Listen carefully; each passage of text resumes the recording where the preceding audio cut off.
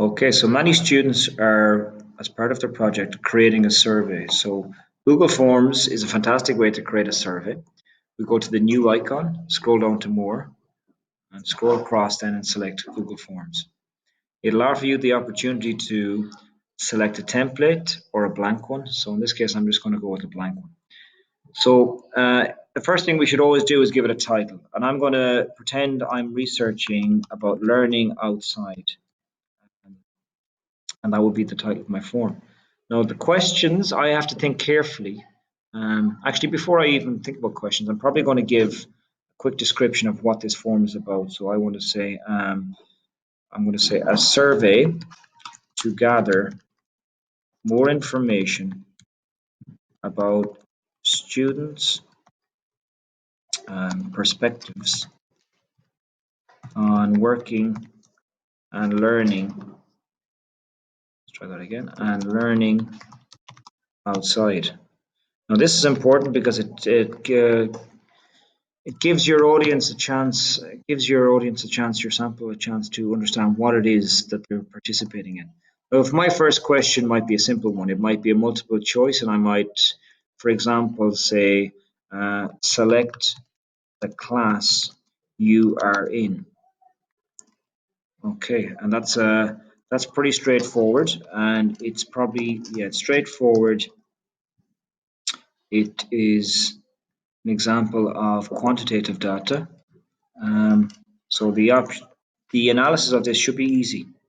I should have a very straightforward analysis of that question. Another question might be, if I want to add another question, maybe I want to think about people's opinions. So if I'm thinking about people's opinions, I'm thinking about qualitative data. Now maybe I want a linear scale. Maybe it's place yourself on this scale with regards to learning outside. So you maybe want to find out about people's opinions, and maybe well it says 1 to 5. Maybe I'm going to make it 1 to 8, and maybe label one is I hate learning outside,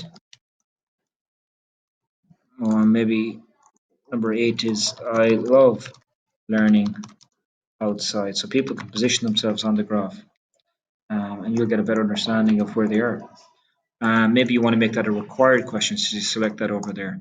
Then maybe you want to have a different type question. Maybe you want to have a question where people actually write some answers. So it might be, can you suggest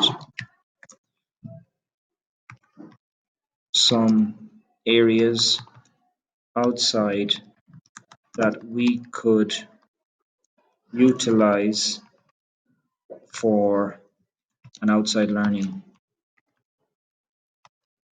environment? Maybe we don't want to make this required. Maybe we make this optional. Okay. Now let's say I've finished my survey and I'm ready to share it. I want to consider some options. I want to go to settings.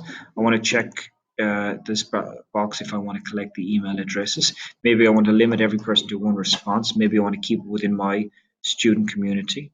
Maybe I give people the option to edit the survey after they submit the presentation. Maybe I want to show them that it's a pretty short survey and they see there's only one of 2 or 3 questions. And the confirmation message is defaulted to this, so maybe I'm happy with that. Then I press save. And when I'm about to send it, if I have an existing database that I can access, for instance, maybe the 602 home form are only sending their survey to Maths in 602. So here's the group they would select, Mathematics 602.